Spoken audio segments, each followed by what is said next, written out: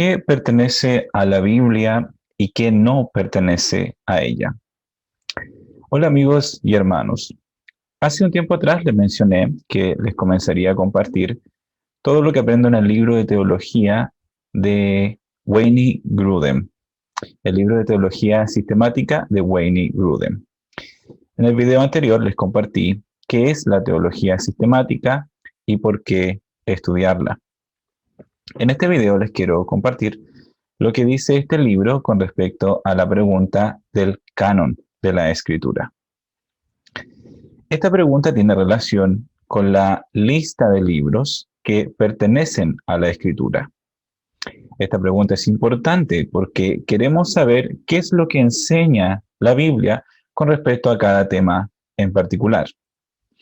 Sin embargo, para saber esto primero, debemos saber cómo se formaron los libros que están en la Biblia y por qué ellos son los que deben ser inspirados por Dios y no otros. Comencemos con la lista de libros del Antiguo Testamento. Voy a crear otro video para hablar acerca de el canon del Nuevo Testamento. Pero comencemos en este video con el canon del Antiguo Testamento. La colección más temprana de la palabra de Dios escrita fueron los 10 mandamientos. Estos 10 mandamientos forman el principio del canon bíblico.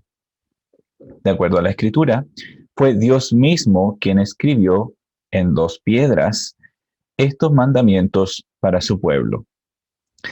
Estas tablas de la ley, como las llamaron, fueron depositadas en el arca del pacto y constituían los términos del pacto entre Dios y los hombres.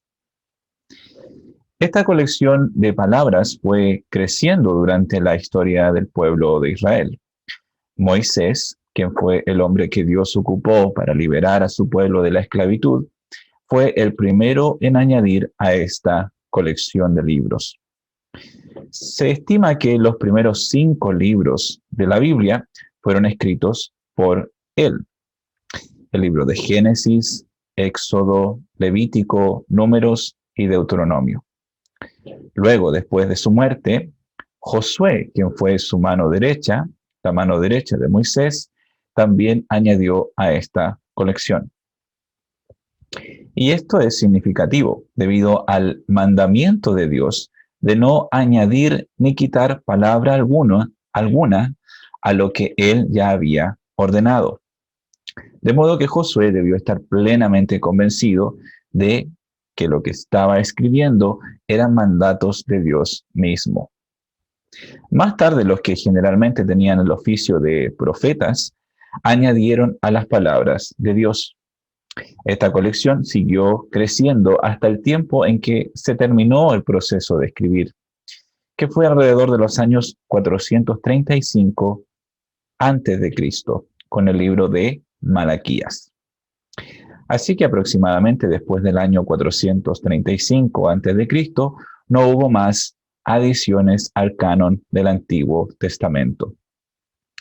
La historia del pueblo de Israel después de estos años también quedó registrada en otros libros que no fueron considerados inspirados por Dios y que por esa razón no se encuentran en el canon del Antiguo Testamento, ni tampoco en nuestras Biblias. Por ejemplo, existe un libro llamado Primera de Macabeos, que fue escrito alrededor del año 100 antes de Cristo. El autor de este mismo libro da a entender que ya no existían profetas que hablen con la autoridad de Dios, que esto había quedado en el pasado y que los profetas habían desaparecido. Josefo, que nació entre los años 37 o 38 después de Cristo, que también fue uno de los historiadores judíos más grandes del primer siglo, afirma este punto. Él explica que desde Artajerjes, que fue el rey de Persia entre los años 465 y 421 a.C., hasta nuestros tiempos se ha escrito una historia completa del pueblo de Israel, pero no se le ha considerado digna de igual crédito como los registros anteriores, debido a la interrupción de la sucesión exacta de los profetas.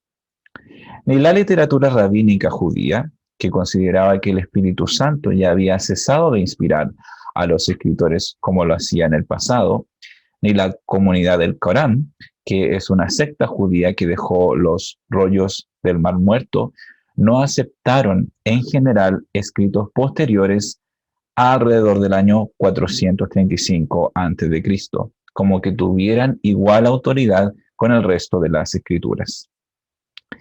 Además, en el Nuevo Testamento no encontramos ninguna disputa entre Jesús y los judíos con respecto a la extensión del canon del Antiguo Testamento. Evidentemente había pleno acuerdo entre Jesús y sus discípulos y los dirigentes judíos y el pueblo judío de que las adiciones al canon del Antiguo Testamento habían cesado después del tiempo de los últimos profetas. Ahora bien, existe una colección de libros que hablan de la historia del pueblo de Israel y de Dios, pero que no están en el canon de la Escritura. Esta colección normalmente se le llama los libros apócrifos o la apócrifa.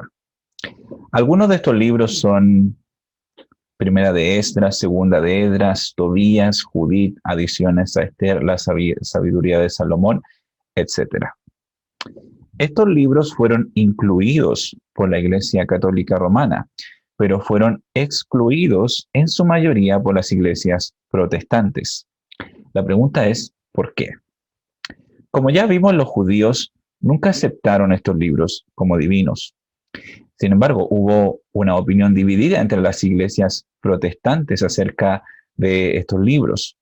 Algunas iglesias protestantes los comenzaron a incluir, debido a que San Jerónimo, que era un doctor de la iglesia en esos tiempos, los incluyó en su Vulgata latina, que era una traducción de la Biblia hebrea y griega al latín.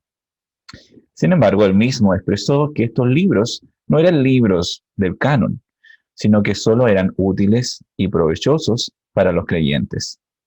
A pesar de esto, estos libros siguieron estando disponibles, pero muchos los comenzaron a rechazar por varias razones, como que no tenían un hebreo original que lo respaldara, su exclusión del canon judío o la falta de citas de estos libros en el Nuevo Testamento.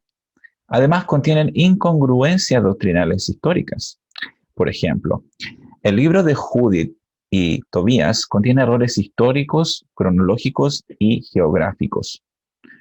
También promueven la falsedad y el engaño y hacen que la salvación sea por obras, por méritos propios.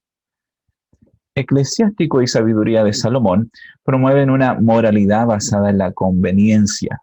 Además, Eclesiástico enseña que dar limosnas hace expiación por el pecado. Sabiduría enseña la creación del mundo con materia preexistente. Y Baruch dice que Dios oye las oraciones de los muertos. Como podemos ver, varias de estas enseñanzas pertenecen a las enseñanzas de la Iglesia Católica. Esto debido a que en el año 1546, en el llamado Concilio de Trento, la Iglesia Católica declaró que los apócrifos eran parte del canon. Sin embargo, estos libros presentan muchas incongruencias con las enseñanzas de los libros que sí fueron considerados por el canon por los judíos y por el mismo Jesucristo. Por lo tanto, como cristianos, no podemos declararlos como partes del canon de la Biblia. En resumen, el canon del Antiguo Testamento está claramente afirmado y los libros que no están dentro de este canon no pueden ser aceptados por distintas razones, como que ellos mismos afirman que no tienen la autoridad que tenían los libros del Antiguo Testamento, que los judíos que los originaron no los consideraban como palabra de Dios, ni Jesús ni los autores del Nuevo Testamento los consideraban como palabra de Dios, y contienen enseñanzas incongruentes con el resto de la Biblia. Debemos decir que estos libros son solo palabras humanas y no palabras inspiradas por Dios. Tienen su valor útil en cuanto a la historia y el valor de la fe de los judíos posteriores al periodo en que finalizaron los escritos de los profetas, pero no tienen autoridad obligatoria para el pensamiento y vida de los creyentes. En el siguiente video les compartiré información relacionada con el canon del Nuevo Testamento. Espero que este video les haya sido de bendición y nos vemos en otro video.